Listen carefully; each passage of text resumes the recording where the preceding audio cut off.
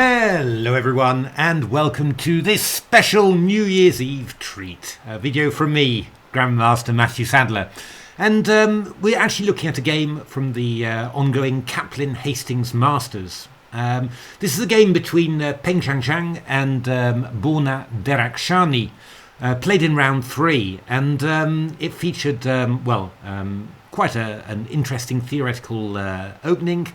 And also an amazing little moment where the engines just go bananas and point out something amazing. So I just wanted to show this to you as a nice little treat for New Year's Eve. I'm sure you've got better things to do than watch one of my videos, but just in case you don't, then here it is, and it's well worth watching.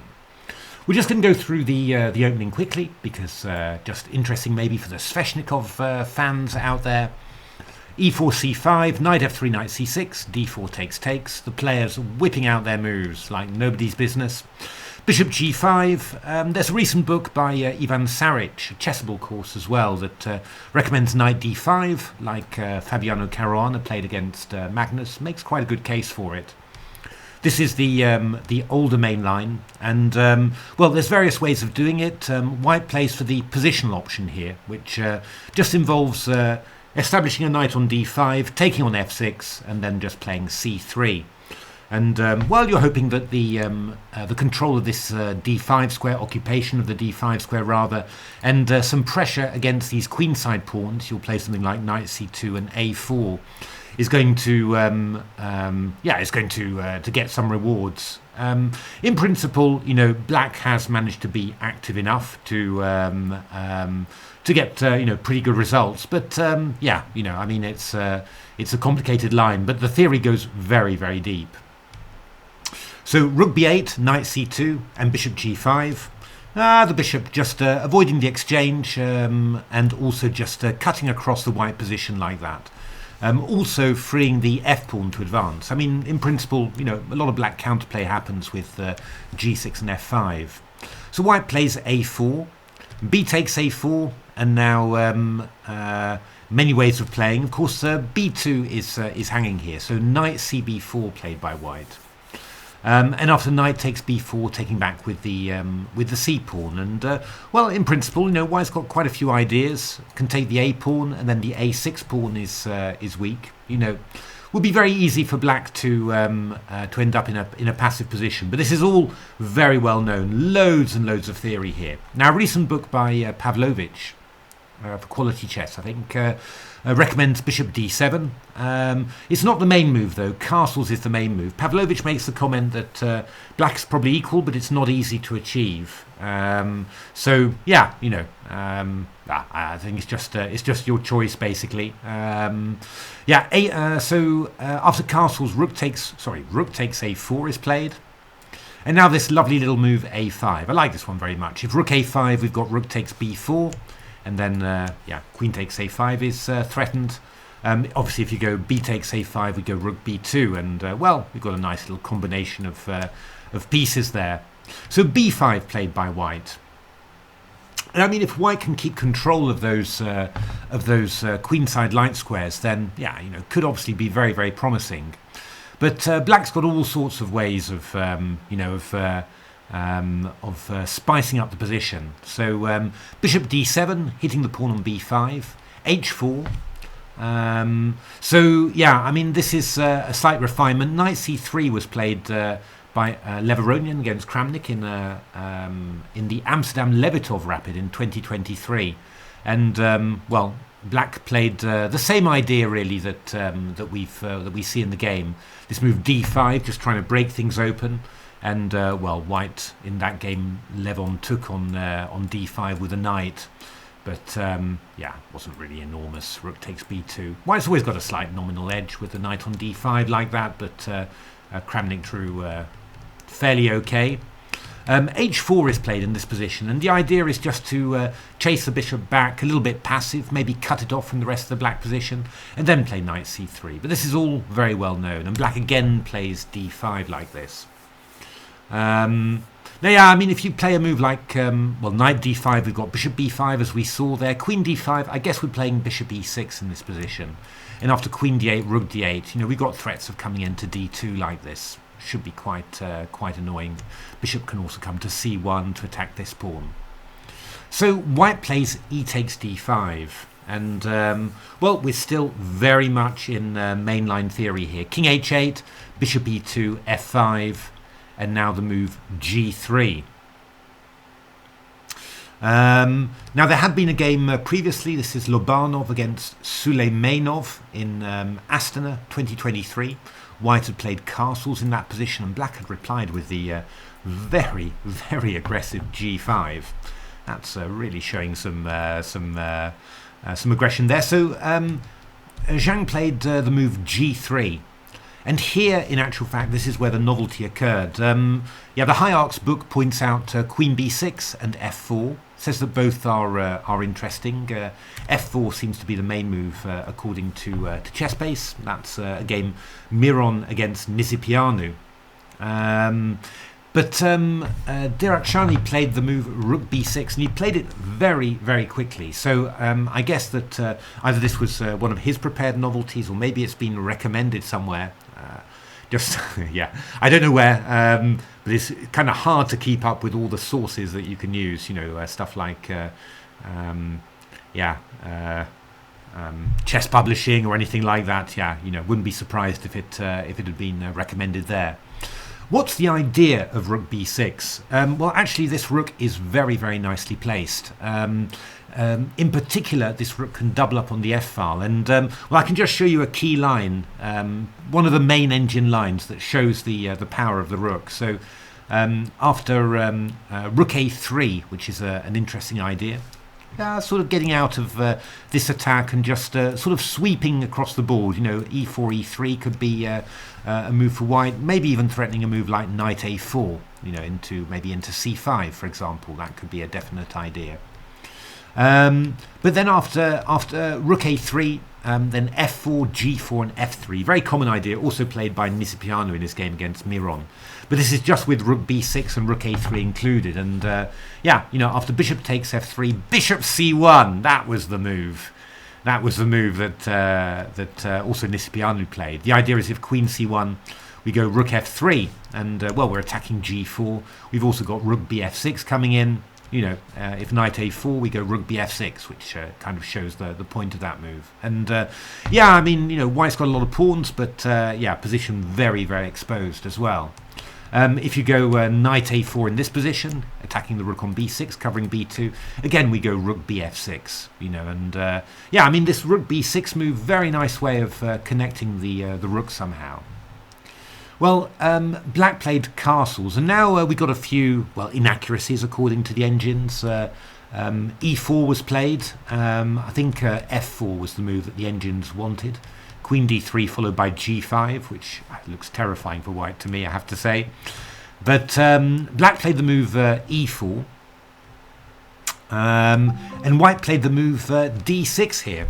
And again, not necessarily the best move. I think the engines were looking at rook takes a5 here, with the idea if rook g6, we go rook a6 and just try and swap off this rook before it gets dangerous attacking.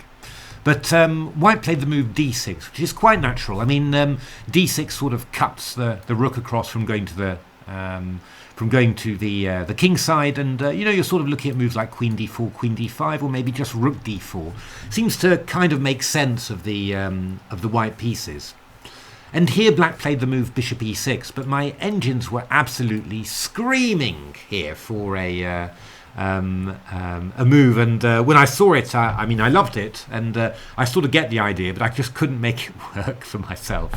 So I had to ask the engines to help out and show me what the idea was, and the ideas are amazing. Should really be wine, shouldn't it, or champagne at this time of the year, but just coffee, I'm afraid.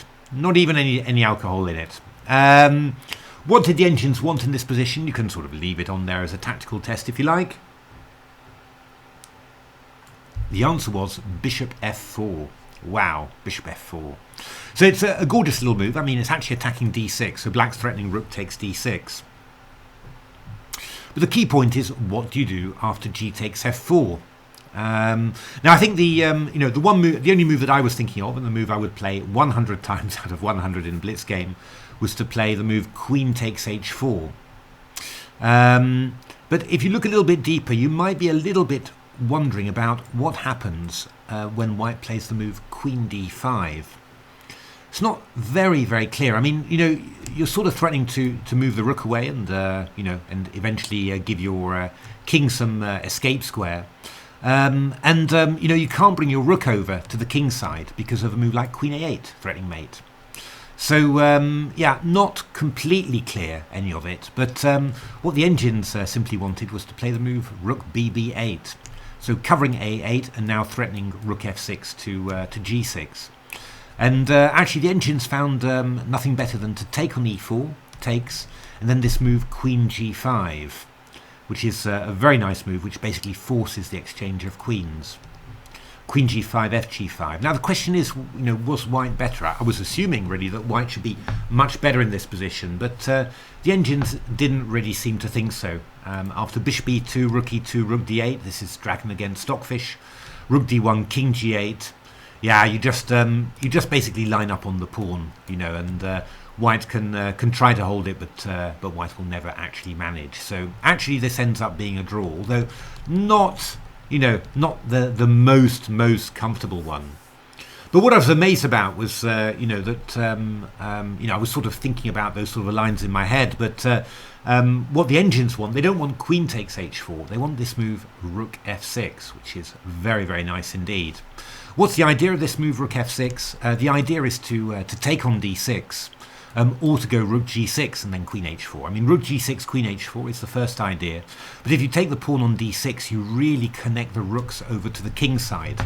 That rook b6 comes into play, and that gives a lot of possibilities. The best move, according to the engines, is to play the move h5, and that stops rook g6, and then rook f d6, rook d4, and then this lovely move rook g6, check.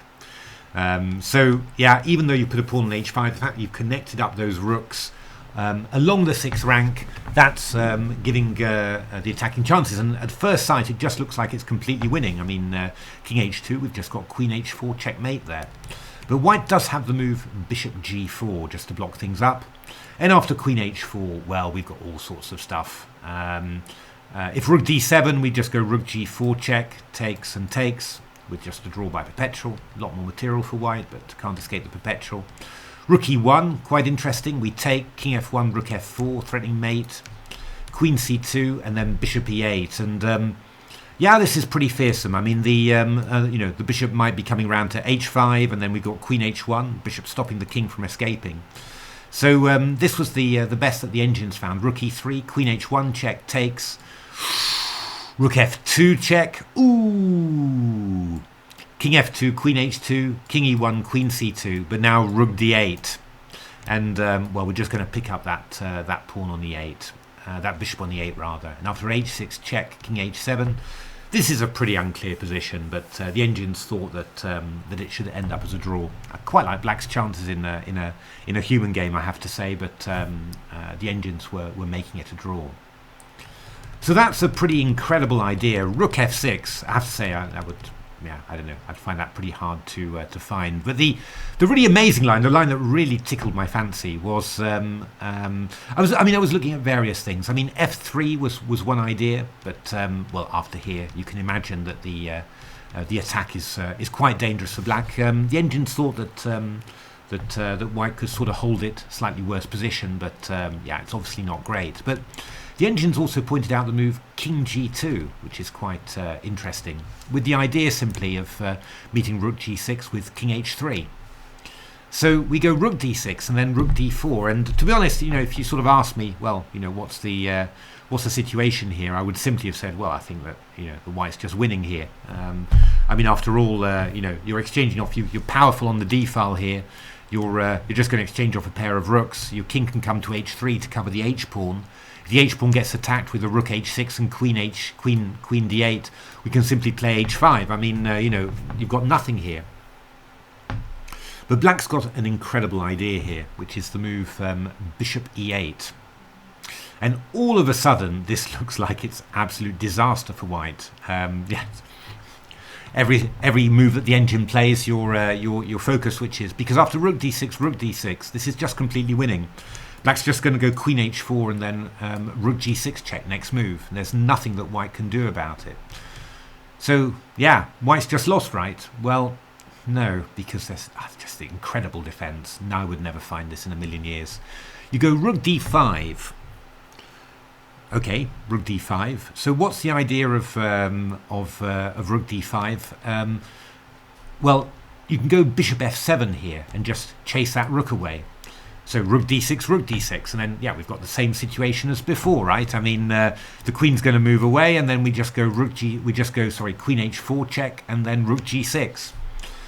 Well, you can maybe want to have it as a tactical test for yourself, because I have to say I looked at it and I just thought, what's going on here? I don't understand.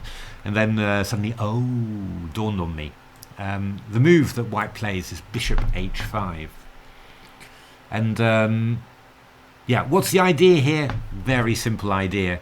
If you go rook d1, I go rook d1. I'm attacking the queen, and after queen e7, for example, I just go bishop f7. And you can't take on f7 because I've got rook d8 check. This move, rook d5, was with the sole intent of bringing this bishop to an unprotected square so that we could defend with this move bishop h5. However, the tactic genius does not end here, because black has a reply, and you might again want to stop the video if you want to give yourself a tactical puzzle. It's just simply astounding. Real firework stuff. Yeah, black's best move is to play the move bishop e8. And what this move does, I mean, it keeps attacking the bishop, so the queen's really got to watch out. I mean, the queen can't move just anywhere, because otherwise bishop on h5 will be hanging.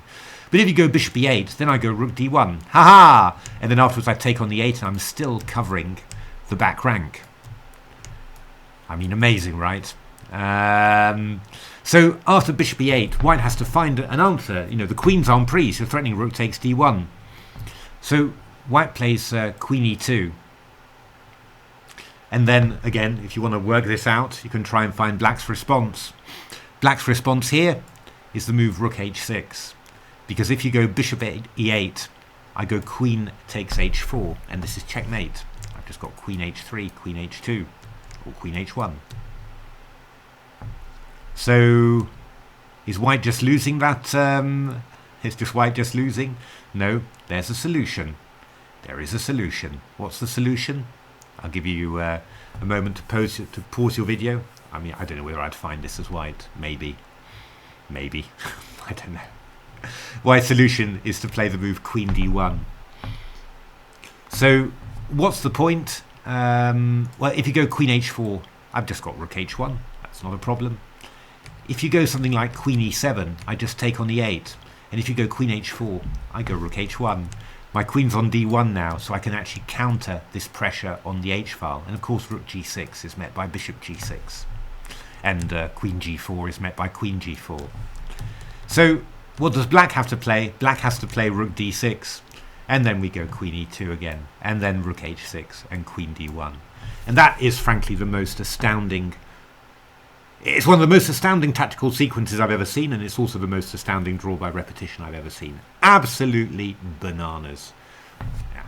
If the human player plays this, then you can be pretty sure he's got stockfish in his pocket or somewhere else. Yeah, absolutely amazing, this line. So that was king g2. Yeah, the main line that we saw before was h5. Now in the game, bishop e6 was played, and I think rook d4 was played afterwards. And white sort of managed to establish some sort of control somehow. But that move, bishop f4, that was the big chance for black. And yeah, I mean, there's yeah, very complicated, of course. But if you start with the first good couple of moves, a good chance that you could. That white would go wrong there. Actually, what the engines thought was the best move was to play the move knight d5. and after Rook D6 just to give up the queen like this, and they give white a slight advantage here. I mean, white's very, very solid, and well, also picking up another pawn there. But yeah, they sort of thought that that with some good play here, that the black could actually hold the draw. But yeah, I think would still be quite challenging for black. Whether I'd whether I'd really notice how strong this was for white, I'm not really sure. Somehow, it's yeah, the engines consider it equal, but looking at these sort of positions, I'd be kind of wary of with black of be quite aware of how easy it would be to mess things up as black. But yeah, I'm not quite sure. I'm not sure I'd straight away really understand that this could be quite awkward for black, just with the way the pieces are. Giving up the queen, it's got a big psychological effect, of course. And there's always the thought that, wouldn't there be something like E3 to break open the white king side? But anyway, that was the game Zhang Derakhshani from the excellent Caplin Hastings Masters going on. Do watch it on Chess24. It's all there for you. And yeah, again, the stunning move Bishop F4 was available for black with some absolutely amazing ideas. Well, hope you enjoyed this. Thanks very much for for having watched my videos during 2023. And here's to plenty more in 2024. Hopefully ones that'll thrill and excite you. And yeah, just have a very good New Year's Eve and New Year's Day, and see you around next year. Thanks for watching.